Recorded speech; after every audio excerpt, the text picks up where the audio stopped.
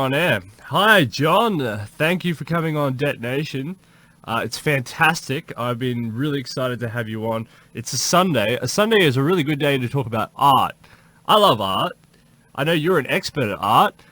Just tell the audience who you are and your degree and why you're qualified to come and talk about art on Det Nation. Hello everyone, my name is John and I graduated from ANU School of Art and my bachelor is a visual art degree and I am specializing in photography. I did 3 years in ANU. For my last year degree I did abstract photography and it was quite really good. And I learned about art theory during my study as well. So the art business is wacky, to say the least. It's wacky. It's a wild ride. It's a roller coaster, because you have quite special people who are involved in the process of making the art. But then this stuff becomes valuable. And John, we were just talking before. You think that art is going to be worth more than gold on average? Is that what it is? Fine gold on average? Well, art is like, yeah, I do agree it's going to be worth more than gold. It's because, well, it's when you look at art market and stuff, the paintings have been sold around $400 million. And if something happened, like touch wood, like some collapses and stuff, and then if someone gets a hand on that piece of painting, that person is going to be one rich person. All right, so we'll go into the first little segment, and there was an art market 2019 UBS report from the banks. They released it. I'm just going to throw some stats at you, and we're going to have a quick talk about this because this is really fundamental. Yeah, So the global sales, they say in this report, the global sales in 2018 reached 67.4 billion, and that's a 6-year increase.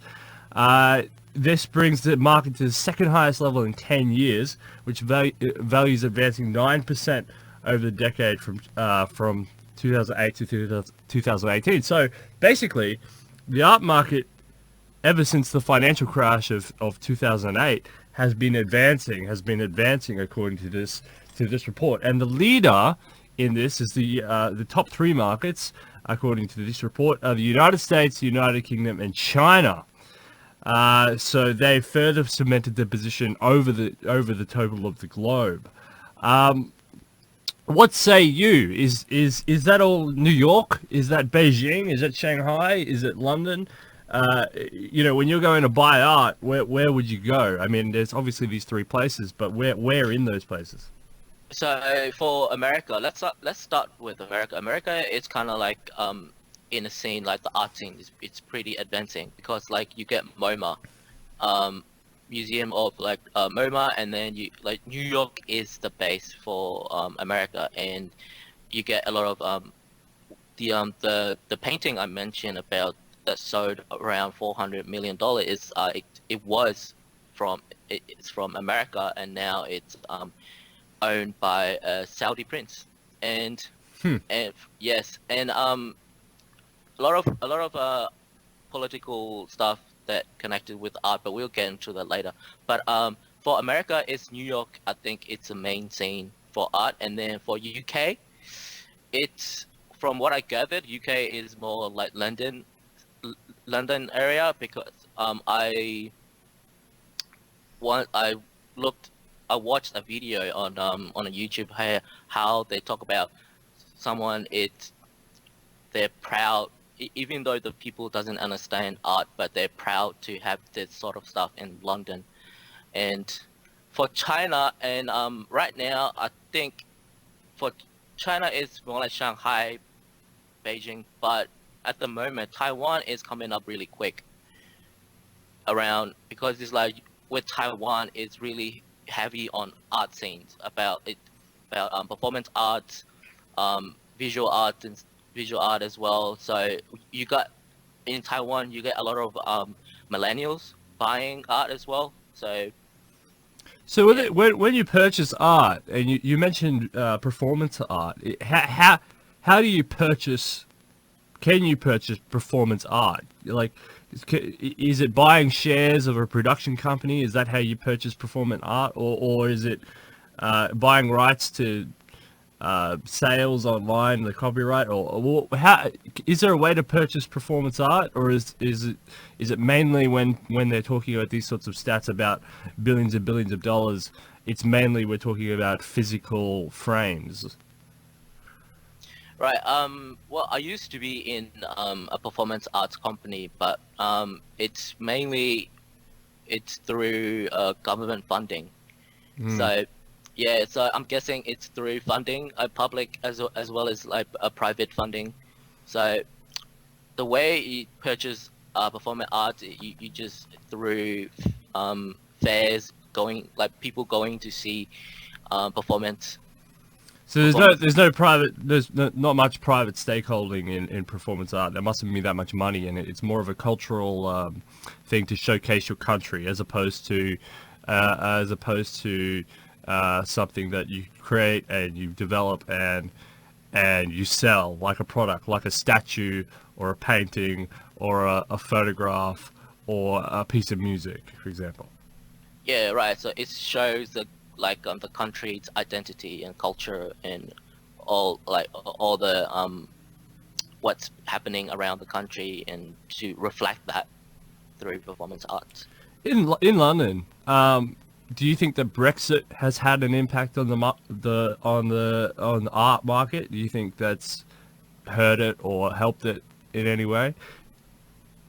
Um, I I do read a lot about Brexit and impacting the art world, but right now the UK is the second, which caught up with China.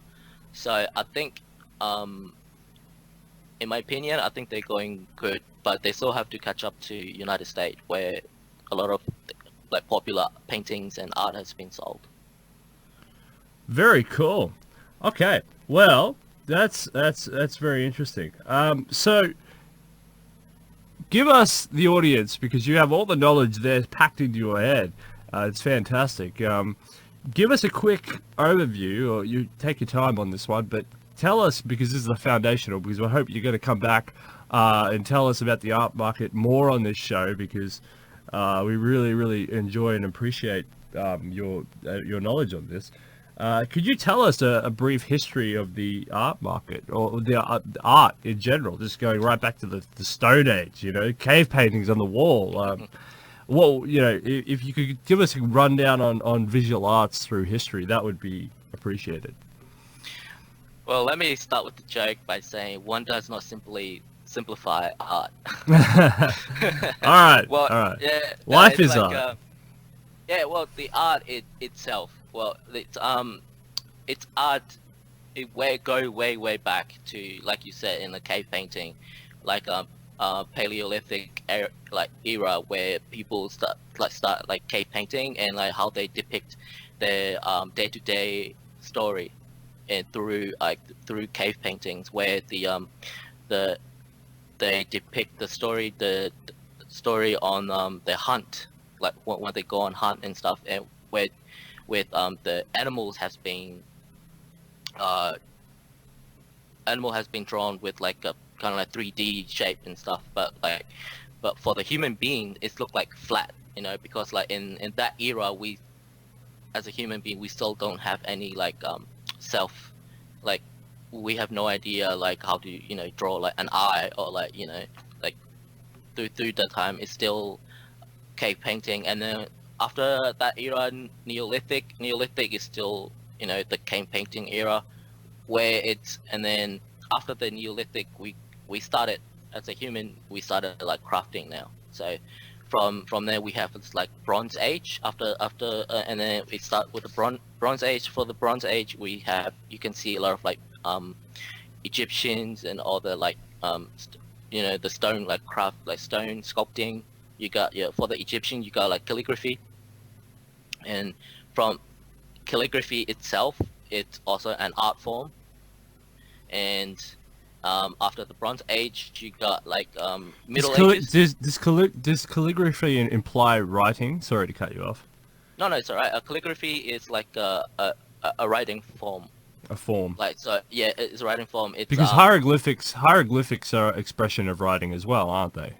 yes, it sure is. Yeah. So it's like this tool / art tool, right? They're starting to use art as a tool and a mechanism, but it's not very efficient. That's the problem. That's the problem with hieroglyphics is it's not hyper efficient. Like English is hyper efficient in a way because it's those it's yeah. Anyway, sorry. Keep going. So the Middle Ages. Yeah. So Middle Ages, it's where you get interesting, where it's like you get your religious figures and people are starting painting them and with the churches and with all the glass paintings. That's when the Middle Ages, and then after the Middle Ages, you got Middle Ages is the one where it's like the age of idealism. It's where it's like people use art to influence on people about their religion, and sort of like how do I say? It's like people like making brochures and like, hey, come see this show, or like blah, kind of like using ideology through art. So and then after that that's when the Renaissance come in. After the Middle Ages, it's like Renaissance is where everything took off. It's where you got like Leonardo, Da Vinci, Da Vinci, and you got Michelangelo and all the other like well-known like artists and painters and inventors. And it's when the it's sort of like sort of like became a mainstream in that time. It's when people started going to art schools, and it's sort of like equivalent to like when people want to become movie stars, right? Okay. Yeah, and back in the day, people want to be artists, so it's like equivalent of that. So after that, when during that time, like from Paleolithic until Renaissance, it's where people like the art control the people. So when people expand on that point, that's a very interesting point.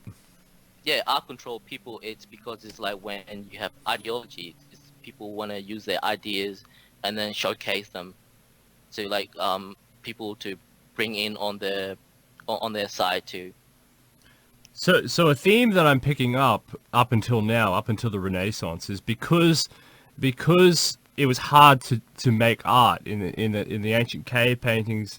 It was a very specialized. It was hard to grind up the dirt and soil to create the paint or whatever they did, and only the kings could access the painting to put hieroglyphics up on the wall, and because the tiles in Rome, the beautiful mosaics and things, because art was quite hard to do. It was a communication method. That's what I'm picking up. They're trying to. It's either important people trying to communicate something to the peasants, or they're trying to communicate stuff through time. Because as they become more conscious, they're like, hey, I wonder if my great grandson will read this or know what I'm talking about. But now we've hit the Renaissance, and you're saying no. It's becoming more common. The price of the mechanism of doing the art is becoming less, and so the uses are going way beyond just a simple communication between an overlord and an underclass or a time passage thing. And now we're starting to get normal people. It's sort of like the saturation of Facebook, but in a very early day, we're getting normal people talking to other people on a mass scale. Is that what you're saying? Yeah, like you said, back in the day, it was like the art is like, I think, limited access, and then since Renaissance, it's become the use for the general public, and everyone's like going to art schools and want to become like the master artist and all master artists and become famous. Yeah. So yeah, after the Renaissance, is like I said, it's art control people. because like because people use their ideology and their putting their political like views on trying to get people on their side. But then after the Renaissance, you get like after the Renaissance, it took off by like you get romantic age. You get your impressionism. It's when like people started using art as a form of like expressing themselves, like the from within themselves. Like if you get what I mean. Yeah, absolutely. Yeah, so that's when like you get your painters such as like Van Gogh and like Claude Monet, and which it's having a show right now at National Gallery of Australia since 2 September. So I just went there actually. It was fantastic, and I really there's a back room. It's free if anyone wants to go in there. Just go straight in there. I didn't. I went and had a look at the contemporary art. I'm sorry, I'm not much of a contemporary art fan. You know, no, it's alright. I understand what they're trying to do, but I'm more drawn to the old stuff. You know, the 1800, 1600. I thought that was really good.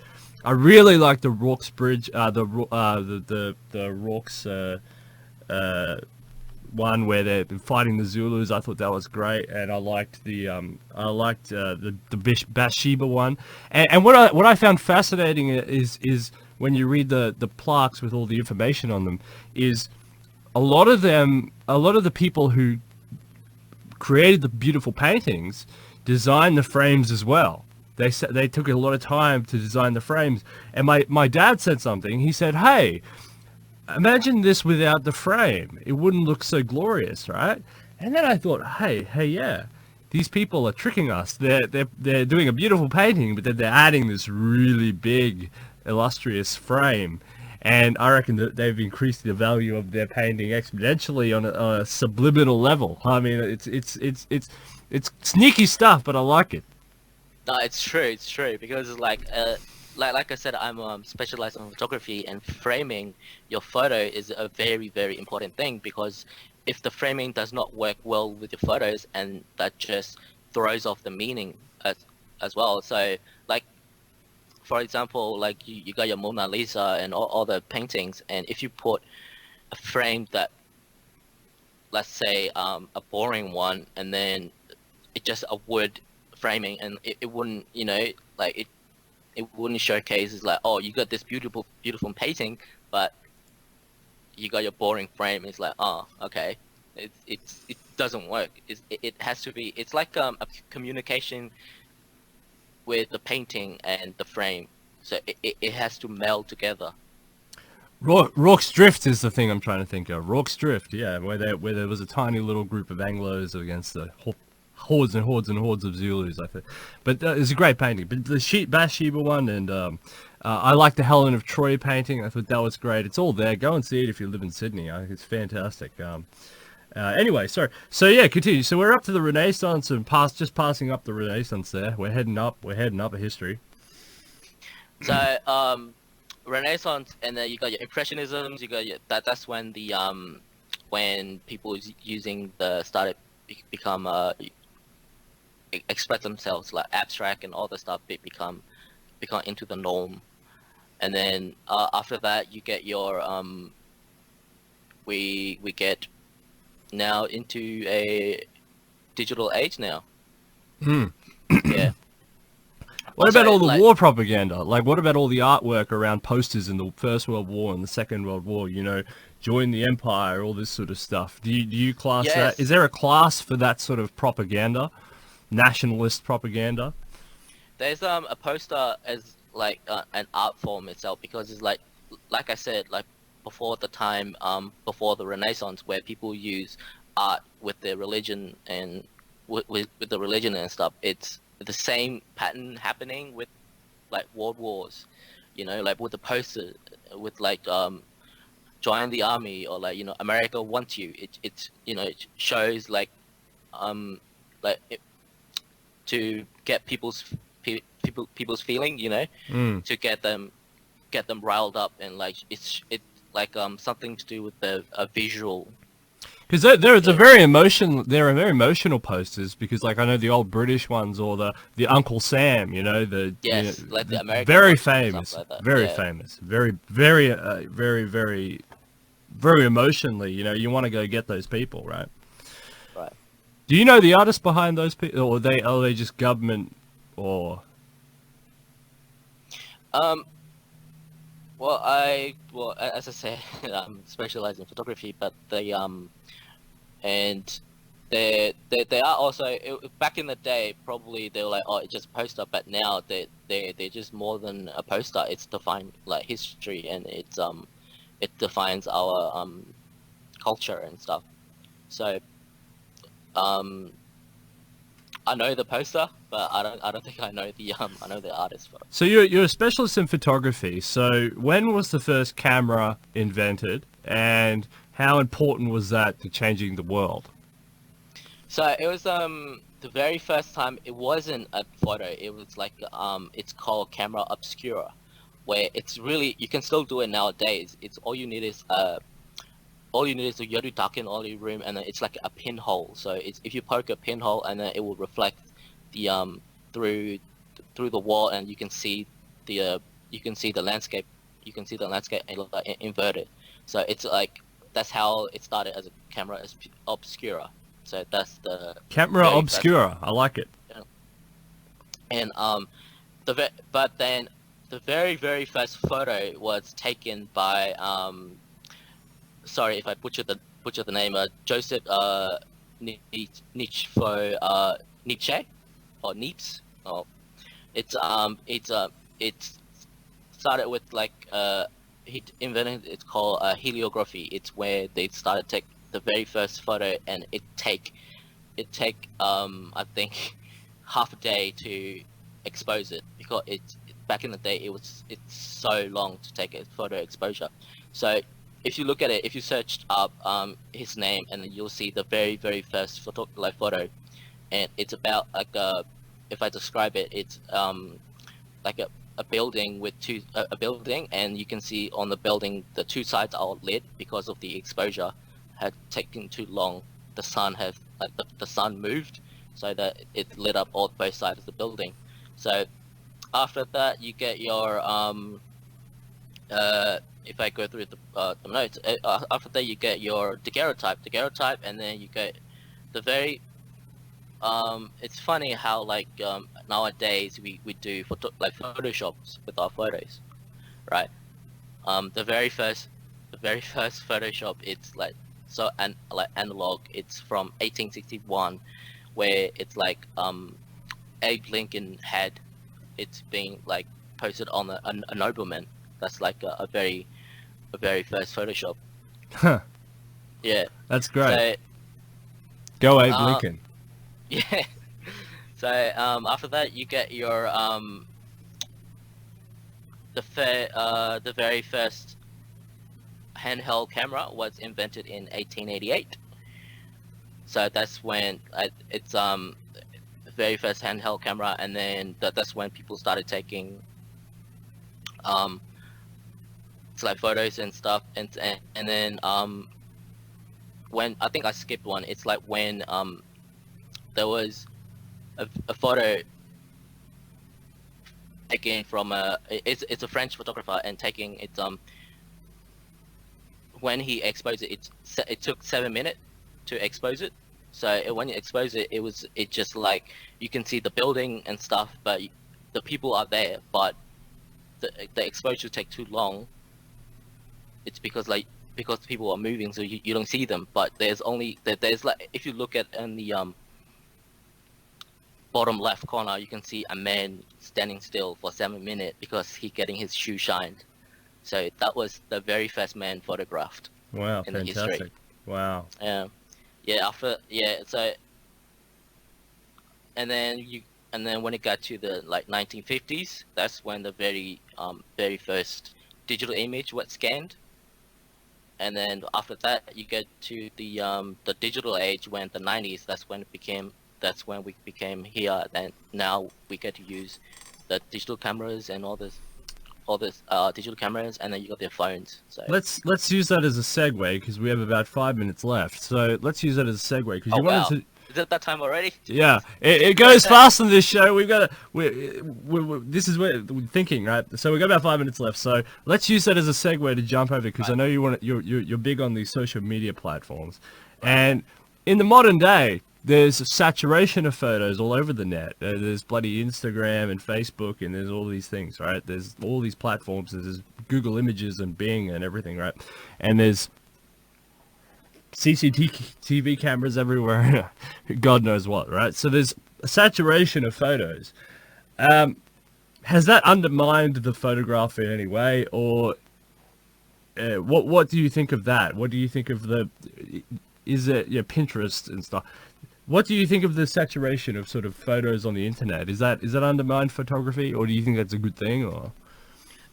In my opinion, these social media platforms are just a stepping stone of like photography. Like for example, like if you want to promote your work, it doesn't matter if it's photography or like your painting and stuff. It's just like it's like one step before your the big show.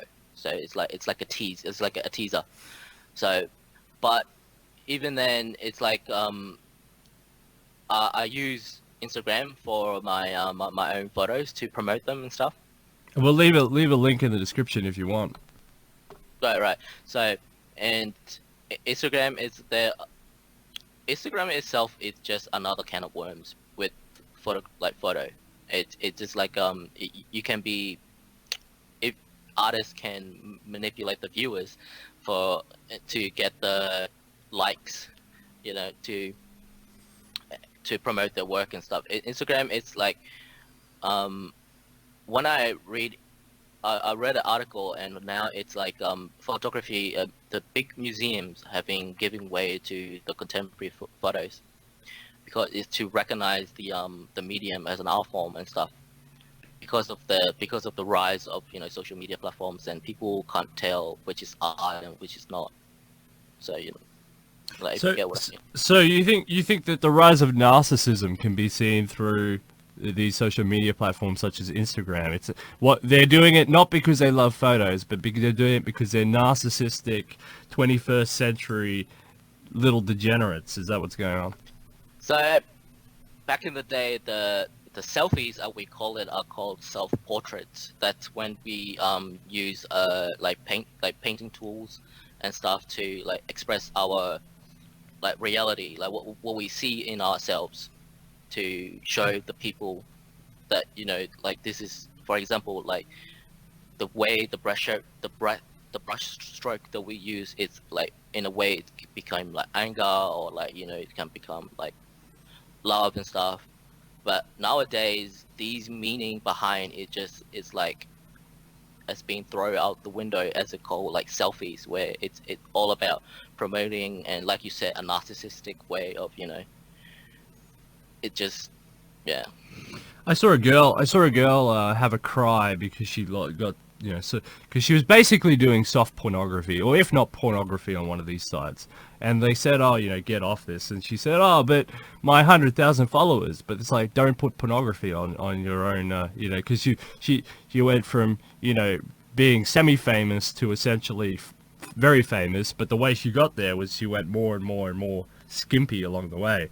So it's a generation of narcissists. Hey, look, we've got like a minute left. So the Digital Art Museum in Tokyo, did you tell us about that? That sounds amazing. I think Melania Trump went there. Looked awesome. Yeah. So the very first digital museum in Tokyo, it's behind for example, it's behind the team Lab Borderless. These a team of artists. They create a digital world, if I say so. So it's equivalent to what we do with our 3D image mapping around the building, which is, if you live in Australia, you will know these techniques called Vivid. Like if you go to like Vivid Sydney, that's how they do it. And then if you go to if you live in Canberra, it's Enlighten, and how people project the shows onto the building itself. So the digital art. Let me give you one work example. It's like you one of the work is you walk into a room and in the middle there's like a it's represent a rock, so and it's being projected through the whole room, and when it looked like you're in a waterfall. So how they do it is they're real-time tracking as well. So if you run up and sit on a stone or sit on the rock, the water will like warp around you. It's like to stimulate a reality, rather than it's like, you know, just projecting over you, and then the water will like warp around you, and then it's like interaction between the art and the viewer. The rise of the digital age into reality. It's not going to be Yeah. just VR. It's going to be things like this. No, I think this is where art is headed, like through digital, VR and AR, which these guys are doing. The team Lab Borderless. They what they're doing is like a replication of like for example, AR, like artificial reality. Which, for if you want to use an AR, you actually need like a phone or like a computer. But if you go to these like artworks, it's like a literal like artificial reality. Like you can do so much thing with AR and VR and all the stuff. It's with combined with art and stuff. So one of the work, it's as well from them, it's where the animals and stuff as being with they're being on the animals, they have flowers on them, so it shows the circle of life. So when they start with like animals like walking around the room, and then after when it finished, they just like wither and die. But if someone, it's like a circle of life. So if someone want to come in and say, oh, it's an animal, it's like a lion, and if they touch it, and then it's like, and then they start it wither and they die. So it's like it's sort of like a meaning behind it, like a symbolism, and like it's the meaning behind it. It's like it's how nowadays we you know, with like poaching and stuff, or like raw like rare exotic animals and stuff. It's like how the human treat animals and stuff, and it's really it's worth a look. If you're in like Tokyo and stuff, to go and see it. They like I live in camera, so all I have to do is just log in and looking on the website. But the experience is it's Melania Trump went there when she was visiting Japan. Look, we've run out of time. We've got to go. We've got to race off. But look, we'll have you back on all the time now to update us on future things with the art market, because it's an exciting market. We'll talk about different paintings, different photos, different prices, where all the money is shifting, and new developments in the digital AR, VR. AR, I like that a lot, John. Thank you very much. AR, VR worlds and stuff like that. So thank you, John. And I think that's what the art is headed. It's we still have the old way of making art, but the new ways are coming. Yeah. Absolutely. Thank you very much, John, and we're going to have you on a lot. You're going to be a regular on here for sure. Oh, thank you for that. Yeah. Thanks, John. See you later.